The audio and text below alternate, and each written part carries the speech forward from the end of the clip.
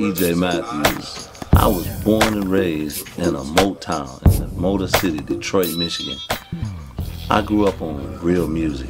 Music was something that you could make a baby to, something you could dance to, something you can have fun and laugh with. And we lost that in the day's music with all the hip hop and the things the guys say about women. Men respect women where I come from. And today, we're coming up with a new sound with new young men respecting women.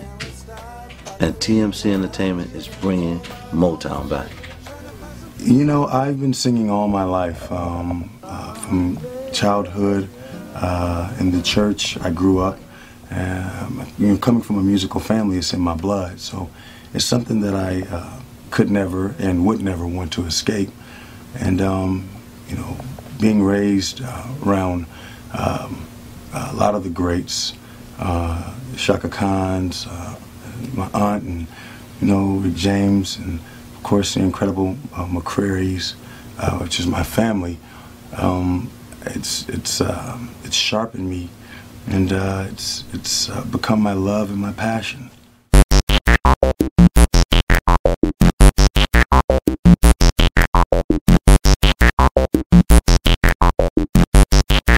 The film and television thing was a wonderful accident. That's what I like to call him. It was a wonderful accident. I was hanging out with my father. He was actually doing a musical, and I was discovered by Chip Fields, and the rest is history. It took me on a different course, and because of film and television, you know, it takes up so much of my time. I've never really had the opportunity to make a go at music consistently until now. So the wonderful thing about, you know, being on daytime television is the schedule is much different. So now I have a lot more time on my hands, and we're in the process of completing a wonderful project. Being called a double threat is it's a wonderful compliment. You know, it's a blessing to be able to have talents and gifts that people recognize in both arenas, film, television, as well as music. You know, I always say that music is life's soundtrack. So being able to act is a wonderful expression of art, but you never see a film without music behind it.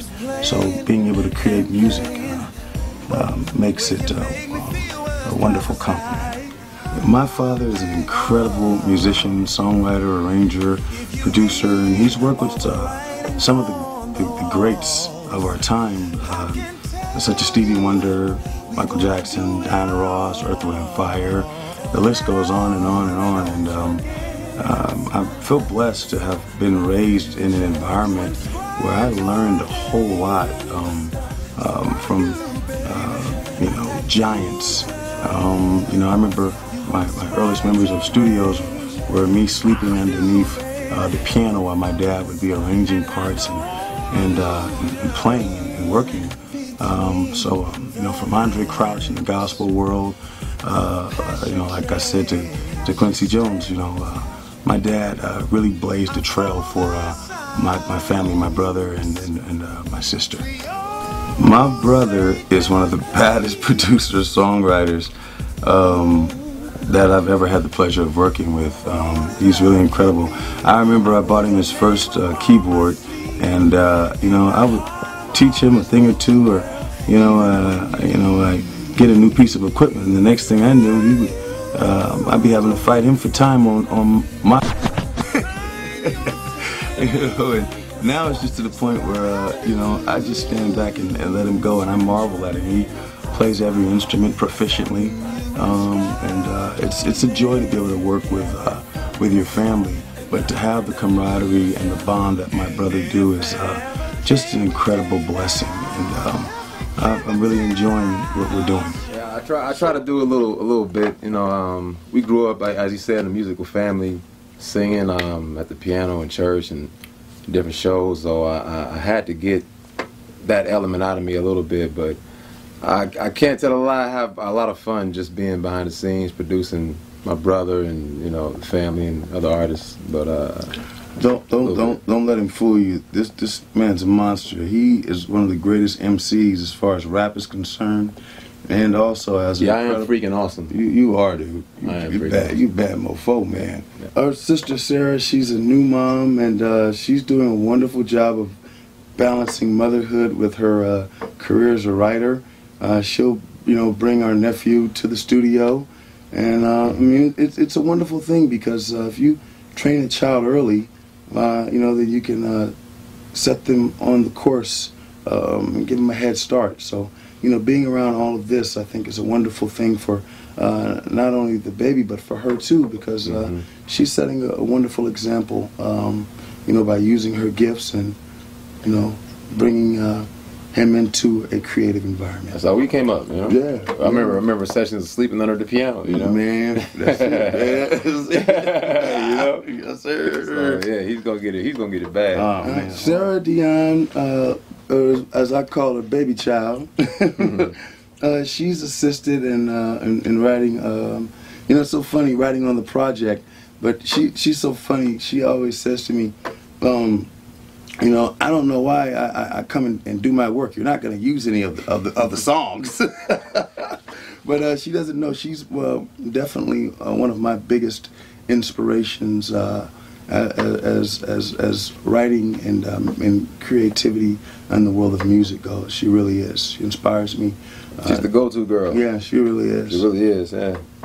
I'll get stuck on some lyrics and I'll hit her over the phone, and like I know you do the same thing, Yeah. You stuck? When do you get stuck on lyrics? I get stuck sometime, man. When I'm on the mic, I like to hold the babies. It gives good energy, and Sarah really is dedicated to her craft. She's helped us out a whole lot on this project, and she is a member of the D-List, our band. Yeah, and I'll say this too for Sarah. Like what I think makes her so effective as a writer is she communicates her concept so effectively. A lot of cats don't know how to put it there clear. She's very clear. That's why I love her lyrics. She's awesome. Absolutely. I do play a few instruments. I do my best to communicate, like Donnie said, and I play enough to get myself in trouble. That good kind of trouble. Hey, you going in and out of changes. Yeah. Yeah. Why you wanna see me cry, baby? This is Carmelita, and this is my favorite. She's my baby.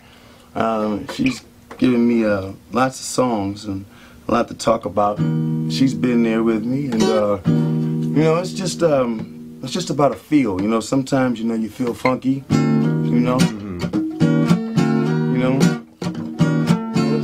It's about the feel. So we do our best to try and communicate through music with these instruments, and and talk about and express what we're going through in our lives, and I think that's important.